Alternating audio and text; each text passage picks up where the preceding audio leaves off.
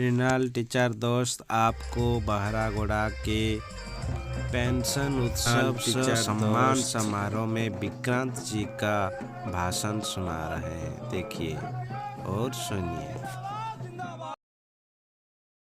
जी से आग्रह करूंगा कि मंच पर आएंगे और हमारे प्रांतीय अध्यक्ष श्रीमान विक्रांत जी का सम्मान करेंगे। यह हमारे लिए बड़ी बात है।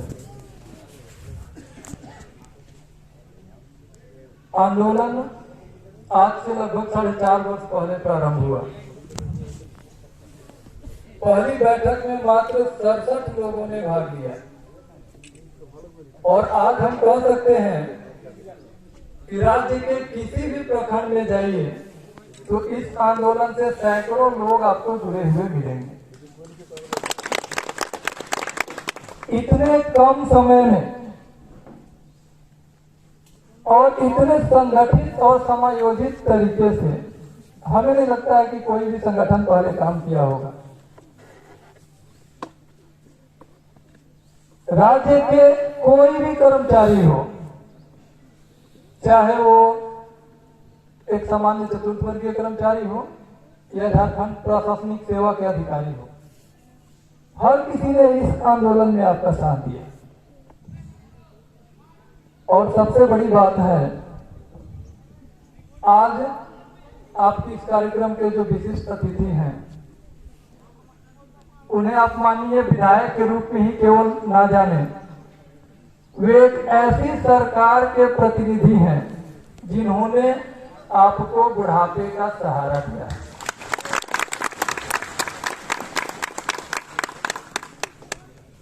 आज के समय एक राजनीतिक व्यक्ति के बारे में हम लोग क्या सोचते हैं?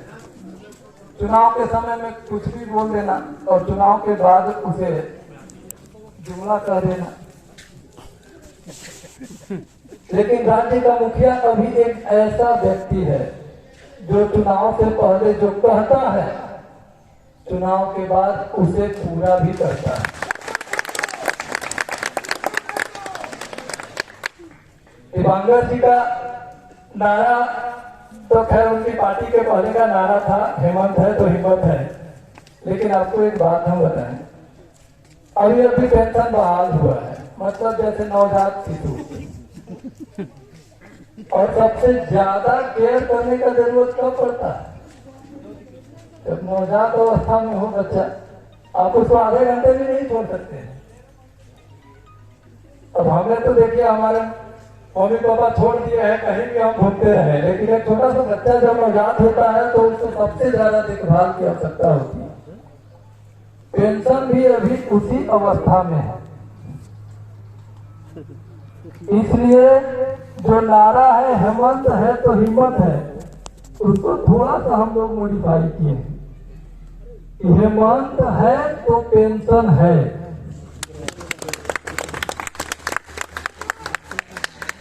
हेमंत है पेंशन है, पेंशन है, पेंशन है, हेमंत है पेंशन है।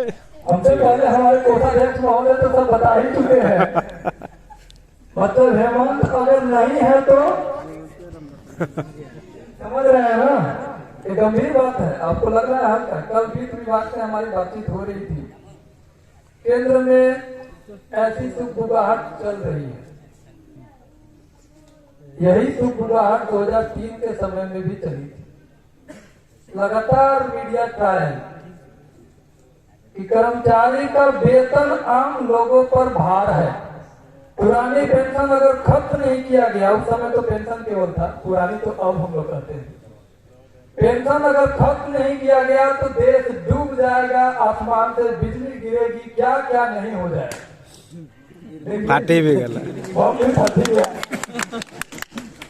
ऐसा परसेप्शन आम लोगों के दिमाग में डालना मेन स्ट्रीम जो मीडिया है उसके माध्यम से, और फिर पूंजीपतियों के लिए जो पेंशन की राशि थी वो शेयर मार्केट में लगाने के लिए एक नया योजना लॉन्च कर देती।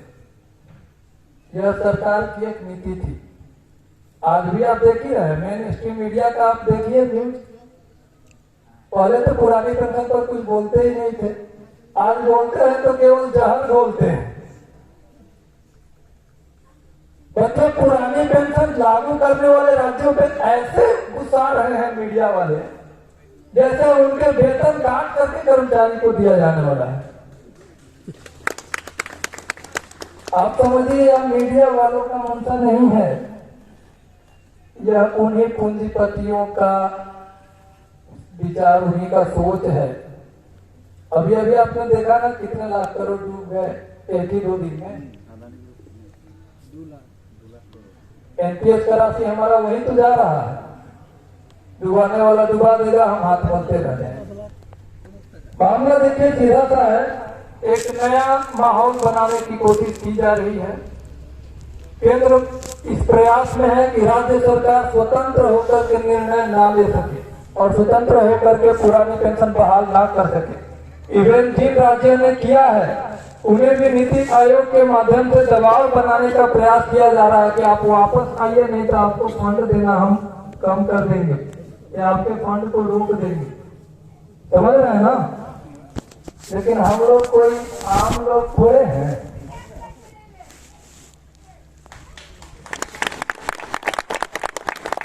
हम लोग केवल एक आम मतदाता हैं। पेंशन का जो भी दुश्मन होगा उसे हम टिकने नहीं देंगे, और जो भी सरकार इस मुद्दे पर हमारे साथ है उनको टिकाए रखने के लिए जो कुछ भी करना पड़ेगा करेंगे। देखिए, किसी भी काम में सफल होने के लिए सबसे ज्यादा जरूरी होता है ईमानदारी। चुनाव से पहले तत्कालीन नेता प्रतिपक्ष और आज के माननीय मुख्यमंत्री जी से हमारी कई दौर की बैठकें हुई, 1-1 घंटा हम लोग बातचीत हुआ। एक बात तो कहते थे कि आप लोग, हम तो घोषणा पत्र में ले आएंगे, आप लोग याद रखिएगा ना। हमने कहा कि ये आपके लिए नहीं, ये हमारे लिए जरूरी है कि आप वहां रहें। आप रहिएगा तभी तो हमें दीजिएगा।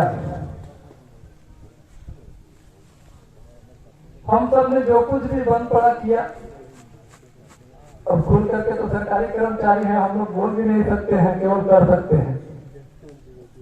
और उसका रिजल्ट भी दिखा। पहली बार जब माननीय मुख्यमंत्री के साथ हम कोषाध्यक्ष और हमारी प्रांतीय टीम जब मिलने गई तो हम लोग बुके लेकर के नहीं, पोस्टल बैलेट को का जो रिजल्ट था उसको फ्रेम करके हम लोग लेकर गए। समझ रहे हैं? पोस्टल बैलेट का रिजल्ट का उसको फ्रेम करके ले गए। और कब का? पिछले चुनाव का भी और इस चुनाव का भी तुलनात्मक, आप देखे होंगे ग्रुप में भी हमने डाला था कि ये हमारा रहा, हमारे तरफ से शुभकामना संदेश पे, और ये हमारा जो है गिफ्ट रहा। वे देखते ही बोले हम पहले से आ गया है मेरे पास, हम समझ रहे हैं। मेरा कहने का मतलब है कि हम किसी को ना भ्रम में रखें और ना खुद भ्रम में रहें। झूठा हम लोग को वादा नहीं करना, तभी हम सामने वाले से उम्मीद कर सकते हैं। उन्होंने जब रिजल्ट देखा तो उनको लगा कि नहीं, इन लोगों के कर्जदार हम हो गए। और एक जानकारी आपको दे दें, एक सामान्य कर्मचारी को बहुत कुछ पता नहीं होता है। हम लोग, क्योंकि आप लोगों ने हमें आगे बढ़ाया इस कम उम्र में भी, पेंशन बहाल करने में जितनी कठिनाइयां झारखंड में थी उतनी कठिनाइयां दूसरे राज्यों में नहीं है। यहाँ के टॉप ब्यूरोक्रेट, मतलब ऐसा लग रहा था जैसे उनके वेतन से ही हमें पेंशन मिल रहा है। इसीलिए आपको याद होगा एक बार 21 जून का जो कैबिनेट का बैठक में ये मुद्दा जाकर के भी पारित नहीं हो पाया। लेकिन जब माननीय मुख्यमंत्री जी से जब भी हम लोग मिले, उन्होंने एक बात स्पष्ट कहा कि आप लोग चिंता मत कीजिए, अगर मैंने कहा है तो मैं करूंगा। और उनकी यह बात हमें और ज्यादा ऊर्जान्वित कर देती थी कि देखिए, ये जो बोल रहे हैं करेंगे पक्का। और एक मौका आया, इतिहास में पहली बार सचिवालय के अंदर हजारों लोग गए और ढोल नगाड़ा बजाए। आप में से कई हमारे वरिष्ठ हैं, हमारे पुलाइट सर जो हैं, हमारे वरीय शिक्षक हैं, हमारे वरिष्ठ बड़े भाई हैं, इन्होंने भी वर्षों से संगठन संचालित किया है। खुद भी ये जानते हैं कभी सचिवालय के अंदर कभी ढोल नगाड़ा नहीं बजा है, कभी अबीर गुलाल नहीं उड़े हैं, और तो और कभी मुख्यमंत्री जी के आवास में तो कभी भी नहीं। समझ रहे हैं? एक ऐसा मुख्यमंत्री जो हजारों लोगों को, सोचिए कितना सिक्योरिटी थ्रेट होता है। हम खुद टेंशन में थे कि 7-8 हजार 9 हजार लोग हैं, कैसे आवास में कैसे जा पाएंगे, लेकिन इतना भरोसा। बाकी लोग तो 5-10 लोग अगर पहुंच गए मंच पर तो धक्का देके गिराओ भाई, कौन क्या लेकर के आ जाएगा कोई ठिकाना नहीं है। लेकिन निश्चल भाव का जो व्यक्ति है उसके मन में भय नहीं होता है। उन्होंने 7-8 हजार कर्मचारियों को अपने आंगन में बुलाया। हमें इन बातों को ध्यान रखना होगा। फिर से हम दोहराते हैं, एक तो हमारा नारा है पेंशन को बचाना है, अपना पैसा वापस लाना है, और दूसरा हेमंत है, हेमंत है तो पेंशन है, हेमंत है तो पेंशन है, हेमंत है, पेंशन है। बाकी लोग कुछ और सोच रहे हैं क्या? एक ही बात सोचिए और एक ही धारा में चलिए, तभी असंभव काम संभव होगा। अब तो हम लोग पेंशन लागू हो गया तो हमें नहीं लगता है कि 7 साल के बाद हम लोग पुराने जा रहे हैं, वो बुजुर्ग होने वाले हैं। अरे जब पेंशन मिलने लगेगा तो 7 साल बाद हम लोग काम कर सकते हैं। अब हमारे इतने वरिष्ठ जनप्रतिनिधि हमारे बीच में हैं, जब पेंशन देना है तो नौकरियां और बढ़ा देंगे क्या? हो सकता है ना? तो NMOPS ने अपना अगला टारगेट चुन लिया है। समझ गए? हो सकता है अगली बार घोषणा पत्र में आ जाए, अगर हमारे रामदास सर आ जाए, मोहन सर आ जाए।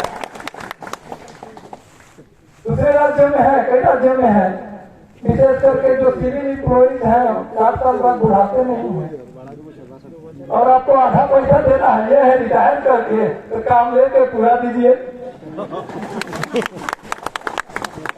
पेंशन तो बहाल कर ही चुके हैं ना। तो NMOPS ने अपना अगला टारगेट चुन लिया है। अभी CMO से डेट कंफर्म नहीं हुआ है, लेकिन प्रबल संभावना है कि 11 और 12 तारीख को हम लोग प्रांतीय अधिवेशन करने जा रहे हैं। उसमें पूरा जो स्ट्रेटजी है उसको हम लोग आपसे चर्चा करके फाइनलाइज करेंगे। NMOPS का जो काम करने का तरीका है, सरकारों के साथ टकराव नहीं, सहयोग का भाव, विरोध प्रदर्शन नहीं करेंगे, शक्ति प्रदर्शन करेंगे। 26 जून को तो हम लोगों ने किया ना, इसलिए आगे जो भी आपका कार्यक्रम होगा और जो भी संगठन का रणनीति होगा, बाकी संगठनों को साथ लेकर एक बार फोन करते हैं राममूर्ति जी को, चाहे योगेंद्र तिवारी जी को, या फिर आनंद जी तो हमारी टीम में ही है, योगेंद्र ठाकुर जी हैं, राघवेंद्र प्रसाद यादव जी हैं, रविंद्र प्रसाद सिंह हैं, जितने भी आपके शिक्षक संगठनों के प्रांतीय नेतृत्व करता है, एक बार फोन करते हैं, खुले हृदय से उनका सहयोग मिलता है। इसका कारण एक ही है कि किसी संगठन के आंतरिक मामले में हम लोगों को ताक झांक नहीं करना है, किसी संगठन को कमजोर करने का प्रयास नहीं करना है। संगठनों की मजबूती ही हमारी मजबूती होगी। इसी सिद्धांत से हम सब आगे काम करेंगे। 11-12 तारीख को संभावित है प्रांतीय अधिवेशन, आप सब आमंत्रित हैं। उसमें जिला कार्यकारिणी और प्रखंड संयोजक कोषाध्यक्ष आएंगे, 2 दिवसीय होगा। और आगे हर कर्मचारी अपने दिमाग में एक बार बैठा ले कि बुढ़ापे में जो सहारा दिया है, बुढ़ापे का जो सहारा दिया है, अगर उसके साथ हमने दगाबाजी किया तो फिर समझिए हम उसका लाभ भी लेने के काबिल नहीं रहेंगे। धोखा किसी को नहीं देना है। इसी आह्वान के साथ और इसी विश्वास के साथ कि जिस तरीके से एक मैसेज से हजारों की संख्या में आप रांची पहुंच जाते हैं, वैसे ही आप जो है इसी नेतृत्व के ऊपर भरोसा बनाए रखेंगे। अगला टारगेट तो हम लोग सेट